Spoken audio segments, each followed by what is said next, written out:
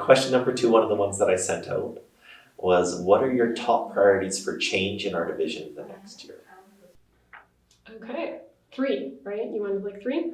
What you have, yeah, really, any top priorities. Okay, in no particular order, I think we need to prioritize expertise and make sure that we are filling positions for students where their teacher is passionate and an expert in that role. So, yeah. Because I do know that we have instructional hours delivered by people who don't have that background. So we have music delivered by people who don't have musical training, or French by people who don't have French, or not enough math and science at that higher level. And that increases burnout, because when you're trying to learn that stuff right ahead of the kids, like, you pile everything else on, and then it just sucks the joy out too. Because when you're a kid and you remember your favorite teacher, it was because they were a big dork about what they were really passionate about. And I think we should really go back to that, because as we move away from it, it's kind of like a deprofessionalization. Yeah. And it makes it seem like anybody can teach anything, and I don't think that's true. Okay, yeah. 2 would be transparency with the community on a level that we haven't been doing. So when the government stopped tracking class sizes, I think we should have stepped in and been very transparent on a local level about our class sizes. I've seen the reports. Averages don't tell that lived experience. Right. So when we're looking at averages, sure, but that's not actually telling the whole story. And as a trustee, then you would want? I would want to see grade level, like how many classes of grade 6 are exactly that number. So how many have 20 versus 35? Got it, yeah. I want it spelled out on that granular level. And I think we need to build stronger partnerships with our community. Okay, yeah. Like, the province needs to fund education properly, full stop, period. But I do recognize that that's going to take a little bit. So in the meantime, I think we need to bring communities into the schools and bring the schools into the community a little bit more. So on a volunteer level, that could look like grandparents coming in as reading buddies. My dad used to do that, and he loved it. It could be having volunteers take over some of the lunchtime duties so that teachers can actually get a break and breathe and eat. That would be nice. Yeah. And then that ties into Grand Prairie, because it's a really big place for volunteering. I do know that there's a lot of businesses and programs out there that volunteer their community participation and their volunteer hours, and to communicate and build with the city. I feel like that would be a pretty fun project to get involved in. Right. That's 3. Of those 3, and you can do all of them or any one, Okay. but just something brief in regards to how you've advocated for any one of those things in the past, if you have. Okay. I found myself on Tracy Allard's board back when the education draft, when they were going to change every single subject in K-6 at the exact same time, Yeah. which is bad. I found myself on Tracy Allard's board advocating that way. I ended up on Nolan Dick's board as a result after that. And I've been working on policies through those channels, and it has been, well, that's a ride. Okay, yeah. I've made some interesting connections throughout the city that way, and they are very interested in hearing about those granular, super niche details that I've picked up along the way. Yeah, right. So advocating that way has been a priority. I chaired school council for a little bit. And I'm on the board of Camp Tamarack, so inclusion is literally what we do successfully. So all of that together. That sounds really good. Yeah. No, thanks. And to be honest, I don't have any desire to make changes my first year. I truthfully think that my first year is going to be about learning the role, learning what has been successful in the past, learning what has not been successful in the past. Making sure that I am sort of up to date on what the concerns of the community are. I know that I have my own concerns, but I don't want it just to be my voice at the table. So I really do feel like the first year is going to be a pretty steep learning curve for me. I'm hopeful that maybe there can be an agreement between teachers and the government that maybe is good news for the board. which then means that maybe that first year there'll be some planning that was unanticipated. And I look forward to being part of that if I'm selected in. My follow-up typically on this one is about advocating for that change, but instead I'd like to ask ways that you might have already started to prepare for that learning curve or that time that you said that you will be gathering. Are there things one or two things that you might give an example of they've already done at this point? Sure.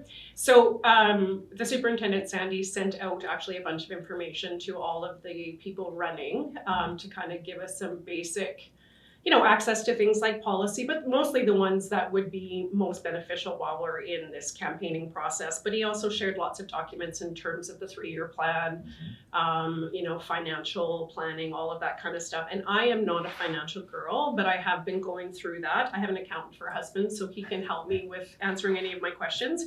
So I have been reading through all of that sort of stuff. I'm an advocate for public education, so I am part of Support Our Students. I've been reading lots of documents online in terms of, understanding what is happening in the province.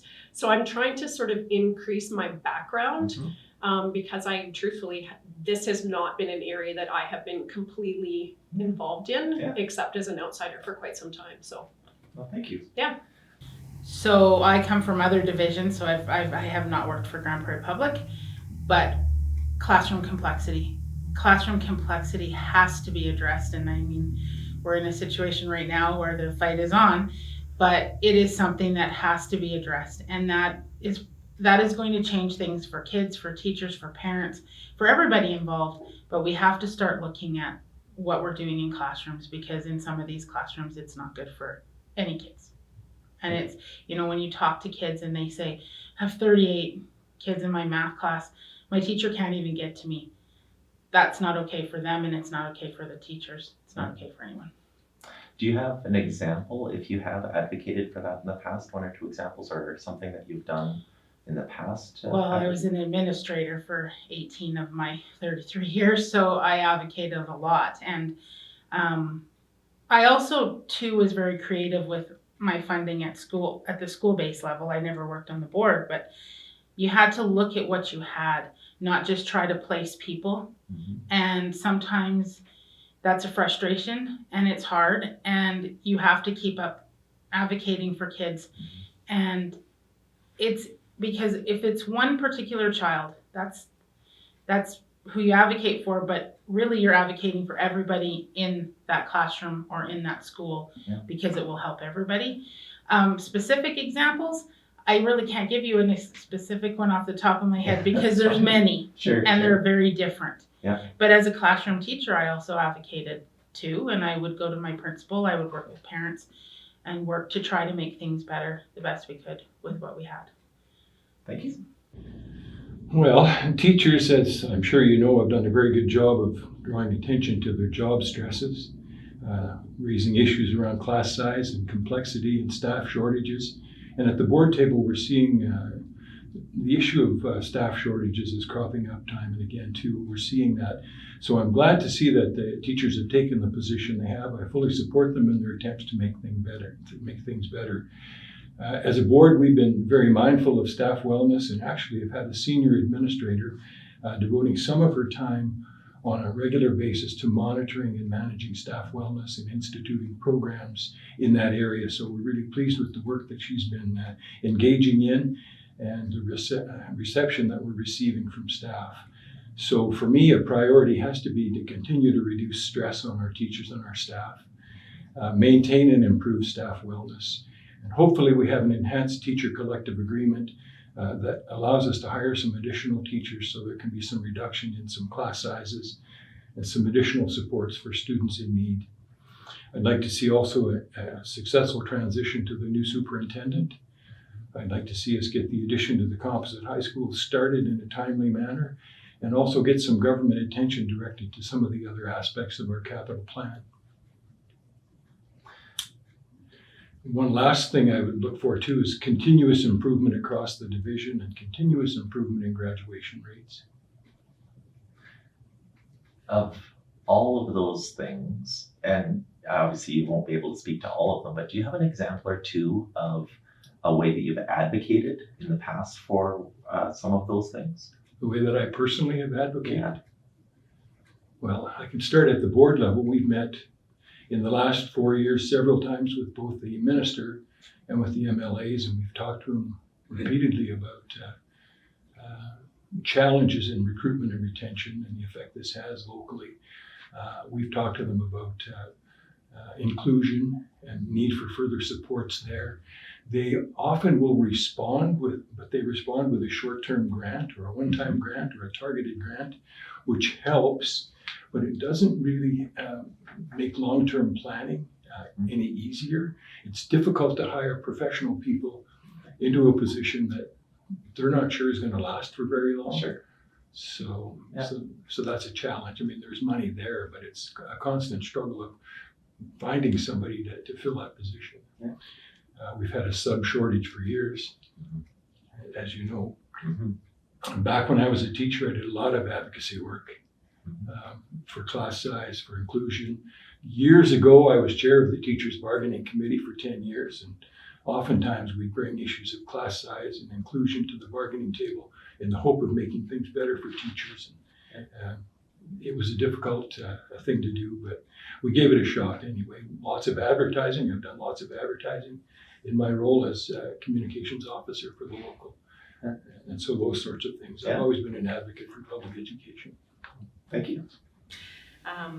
Truth be told, I didn't look at your questions Oh, because okay. I was like, well, I'll just wing it. But so a couple of things is parental rights. That's a big thing right now for people. They're concerned about sending their kids into school and not knowing what's going on. And so I guess it's a balance between parental rights and parental responsibilities. So we need to have a good hard look at that and what that means. And then also having some conversations about inclusive classrooms and the effectiveness or ineffectiveness of that. And that's contributing to the burnout of teachers and inadequate resources, I guess is the word that, and so inclusive classrooms, maybe they're not the best in all situations. So really having a hard look at that, I think, is necessary. Thank you. Do you have examples of how you've advocated for any, or you can pick any part of your answer there, any way that you've advocated for those things in the past? For inclusive classrooms, like I guess for me, my ex-husband was a school teacher for 20 years. So about 10 to 12 years ago, he started to see a trend, and he was like, you know what, this inclusive classroom thing just seems like the district is putting children with special needs into the regular classroom setting because they don't have the resources to accommodate them elsewhere. And so this is a real tough thing for teachers to deal with because they're not trained to deal with people that have, or children that have behavioral problems. I was talking to one teacher just the other day, and she was telling me about a child in her classroom that was like spitting, projectile throwing things at her and other students. And I'm thinking, well, how is this child at home? Is the child doing this at home? And obviously the parents must know that their child is having these difficulties in the classroom. And are they the ones that are advocating for them to be in the normal classroom? Or is it the district that's pushing for this child to be into this inclusive classroom setting? So either way, it doesn't seem like a very good environment for the teacher, the other children, or this child that obviously isn't happy in the classroom. So as far as being an advocate, thus far, not really, but definitely we've had some conversations in the community about the effectiveness of inclusive classrooms. Thank you. Yeah, so I didn't love this question because it implied that things had to change. Okay. But I guess I would say in general, I'm not like a single issue candidate, right? Like I'm not running on one particular thing. I've had the privilege of working with our administration team over the last 4 years and getting an opportunity to see kind of how the division is run, see the levers that we are able to control at the board level and how that filters down into change in the division. And I just want to continue that work. I think we're a high functioning board, very collaborative, very open dialogue and discussion that we have. And I'd like to continue that. Now, I do believe that this coming year is going to have a number of particular challenges associated with it that I think will need work to help support. So a couple of those off the top of my head. We've got a new superintendent that's going to be starting in January with James Robinson. So one of the last things that our board did was the hiring process for that. And he's phenomenal. And obviously, he's got a wealth of experience and connections and already good, strong relationships inside the division. But I think there's still going to be challenges in how we navigate that transition away from Sandy as the superintendent. Obviously, advocacy to the provincial government is a big part of the role of the trustee. And we've continually advocated for we've got our advocacy priorities on our website that you could probably read, and I won't try to remember them off the top of my head right here. But there are a couple things that I would want to focus on. Increases to the base per student funding formula is really needed. We did see a good change this year with the shift of the weighted moving average to the 70-30 split instead, which doesn't penalize growing divisions quite as much. But there is still a shortfall there, and we see that we're not able to provide the supports and services that we want to be able to. What we see a lot of the time in funding for education is short-term grants, 2 to 3 year programs. It might come in and there will be guaranteed funding for a couple years, and that's really not enough to be able to make any kind of planning or long-term decisions on. You can't hire, I guess, like a speech pathologist or a highly skilled child psychologist or something like that, but when you only know you're going to be able to support them for a couple years. And unfortunately, we saw that this year with losing some of our early intervention funding that was coming out of COVID there. So we're in a deficit budget this year. I don't believe it's necessarily a bad thing. It highlights, I would hope, our commitment to being able to, the importance and the benefit that we see from those programs. But I mean, we need to continue with the advocacy to the government just to help them understand just how valuable these programs and interventions are, the difference that it's making for kids, and hopefully be able to see some kind of permanent change there to the base funding formula. And another thing that I see coming up this coming year, regardless of the outcome of the current negotiations between the ATA and the province, there's going to be relationships to manage there. And one way or another, whatever happens there, we need to continue to work with the province. We need to maintain a healthy, strong relationship there so that they can be responsive to our needs at the local level. And we also need to maintain good relationships with our teachers. And it's a difficult position. We're not able to comment very much on the kind of like the ongoing negotiations just because of the structure of it right now. But I know I speak for the board when I say we're all hoping for as minimal of an impact from it as possible, and we'd like to get out the other side and continue our work with supporting teachers and also maintaining those relationships with the government. The last thing is maybe a little bit of a curveball, but I'd like to improve data collection and the metrics that we use in some of our decision making. So I've been fortunate enough to serve on one of our ad hoc kind of standing committees for the last few years. It's our Continual Improvement Index Committee, which is basically, this was started by John Lenners a few years before I started with the board. But basically it was trying to look at what other metrics than the things we report on our annual education results report, what other metrics are important to tell us how we're doing as a division. Are we getting better year over year? How do we define better? We haven't done as much with that in the last 4 years as I would have liked. And I guess if I had to say, one thing in particular that I'd like to focus on, in the coming year or two, I'd really like to improve and take another look at that, figure out what we're doing with it, how we're using that data to inform practice, and how can we make that better and also make it more visible to parents, I think. Something that has always struck me is I think we're a lot more transparent and open than maybe people in the public sometimes think we are. We've got published, audited budgets online. We've got our annual education results report, our capital planning, our 3-year plans. There's a lot of information out there about how our division functions, which is available to the public. What we can't do is get people to push them to go read it, right? So, in part that is the role of the trustee with being able to help be that bridge and help communicate to parents and families in the community, this is how our division is doing. And there are mechanisms for that, things like parent councils, but it's difficult trying to get messaging out across the division and making sure that there's that sense of trust that a trustee is supposed to instill. So anything I think we can do with better data collection and doing more with the results that we have to be able to tell a more coherent story about our successes and also where we need to improve, I think that's very valuable. For sure. You've got a lot there, and I'm trying to tease out 1 or 2 things, but I want you to pick. My follow-up to it is just thinking about, you mentioned advocacy a lot, and And my question actually has the word advocacy in it, but also maybe your data collection, and maybe that was a change that you would want to just tweak or improve, like you said. Yeah. But the follow-up is just, can you think of one example of how you've advocated for any of those things that you mentioned? And obviously, as a former trustee, that would be something Yes. that you would have. Well, I mean, I've sat on the Advocacy and Engagement Committee with the board a few times, which is a standing committee for our board. And we've got our advocacy priorities. Again, you can see them on our website.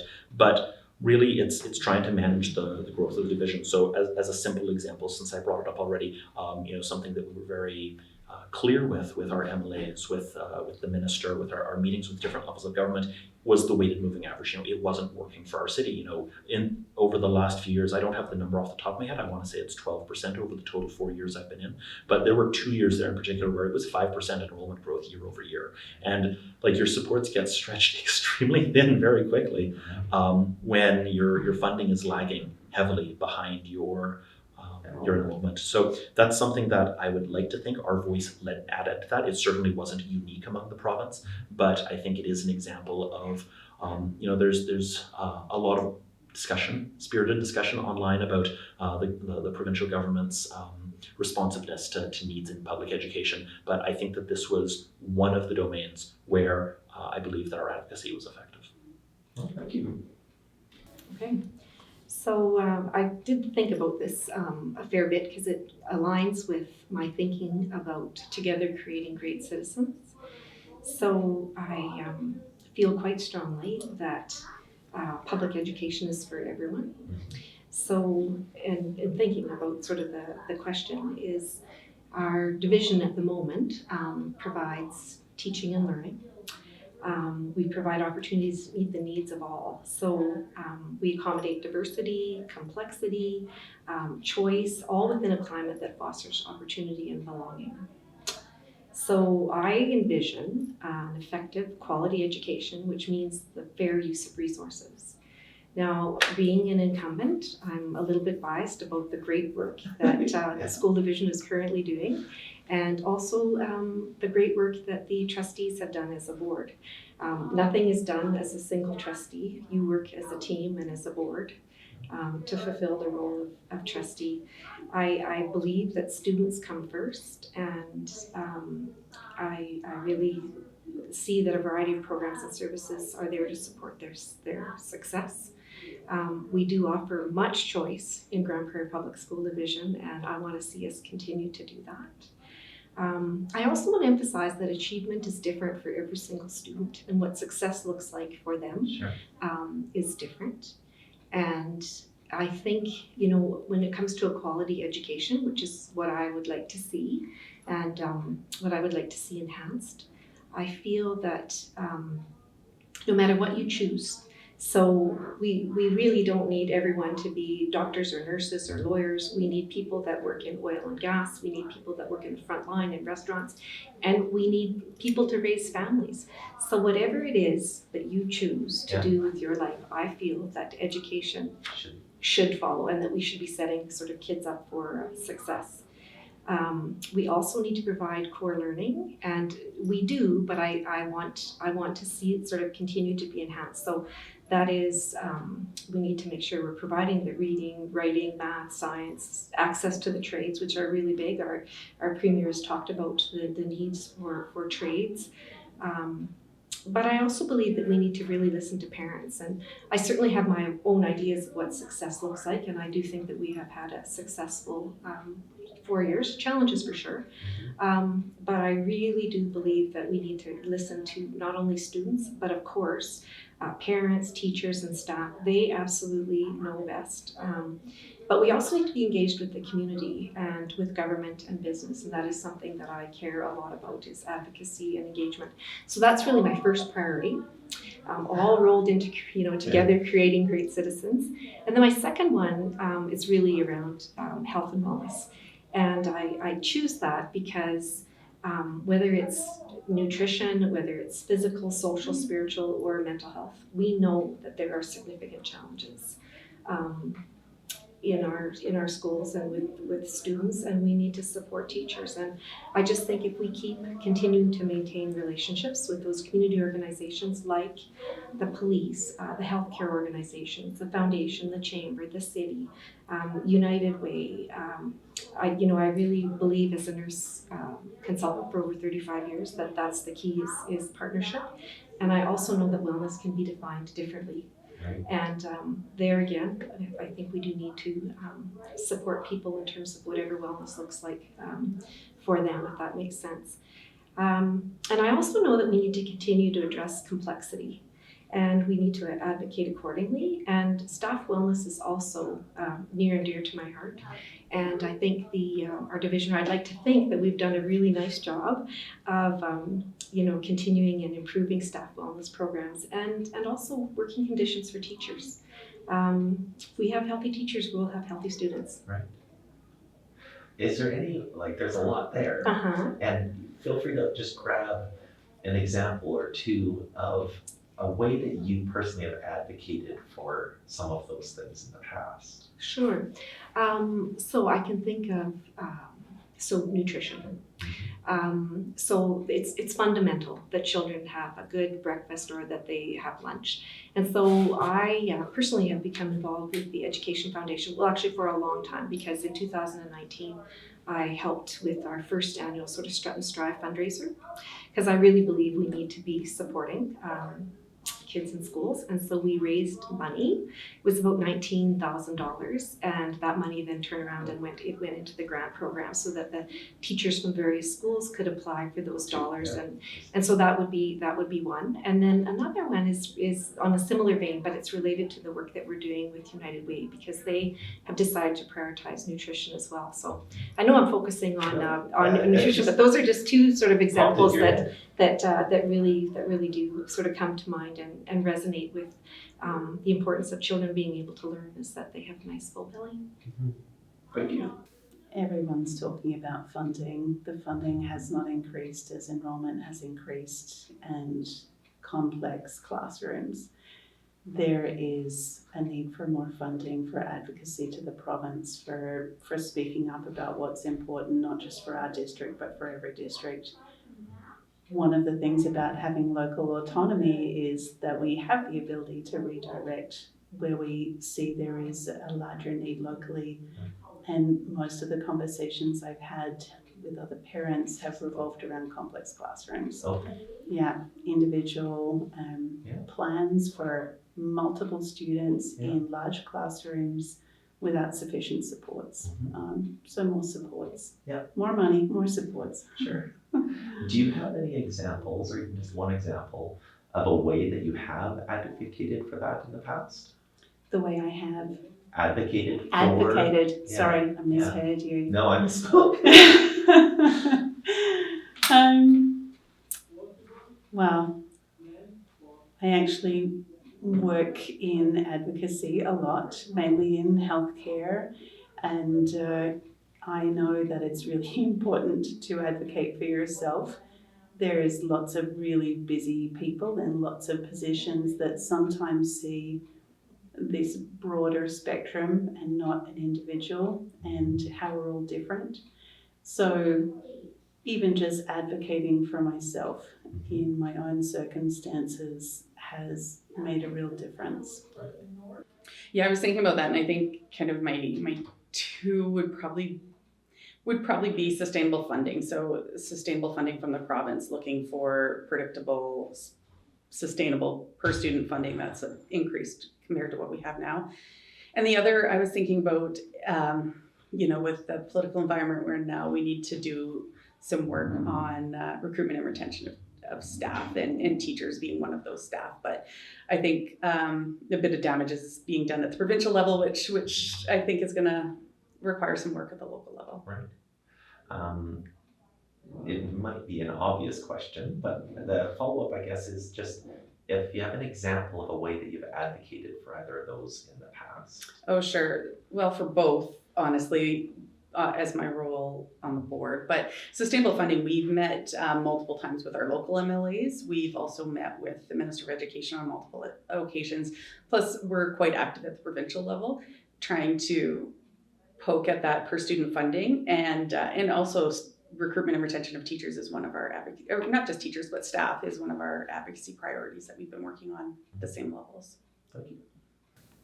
Okay, and I did make a few notes on that just so I could sort of keep on track. I don't want to get strayed away here. So for me, number one is actually school safety.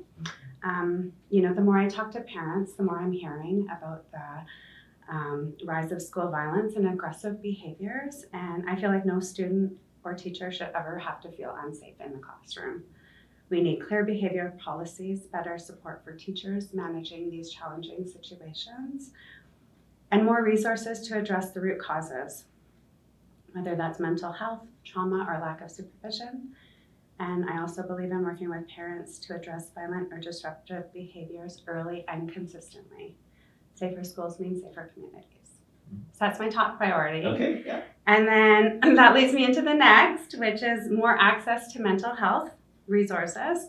This is essential for student success at every level. I believe mental health is just as important as academic excellence. And early support can make all the difference. We need to invest in counselors, social workers, and school-based programs that help students navigate challenges both inside and outside of the classroom. We need to reduce stigma, promote awareness, and make sure every student knows where they can turn when they need help. That means working together with schools, families, and community partners to create safe, supportive environments so no student falls through the cracks.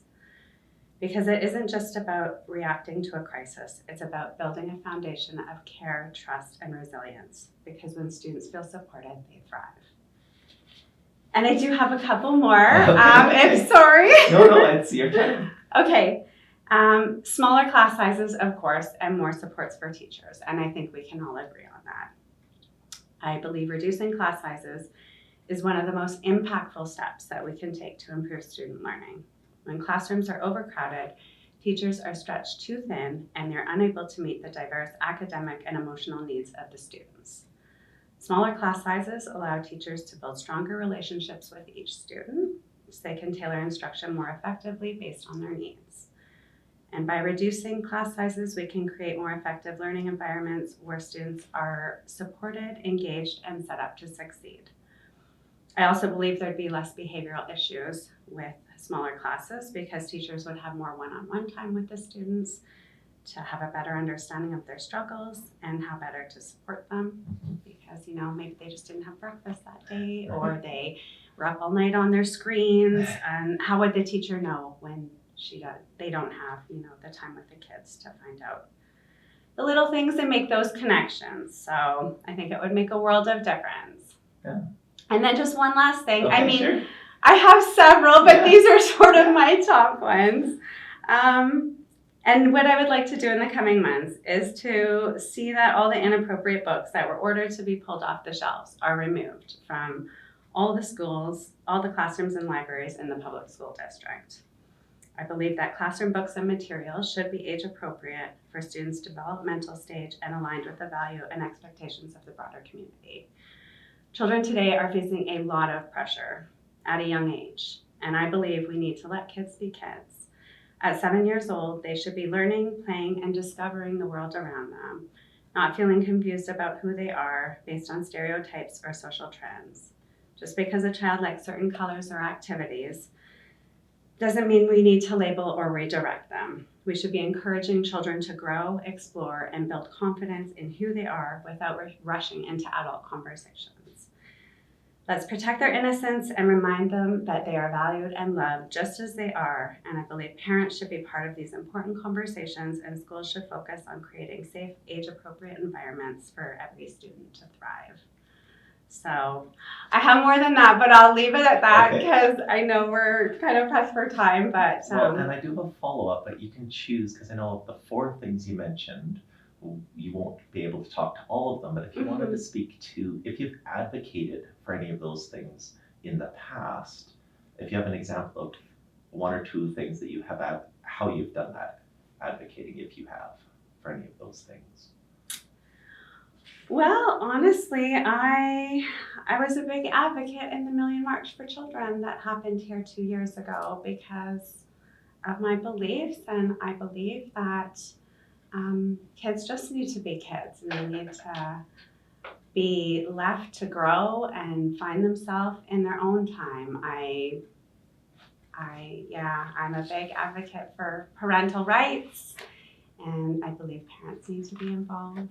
And that was one of the things I've done recently to advocate. And I was one of the organizers, to be honest, to help organize that. So Thank you. yeah.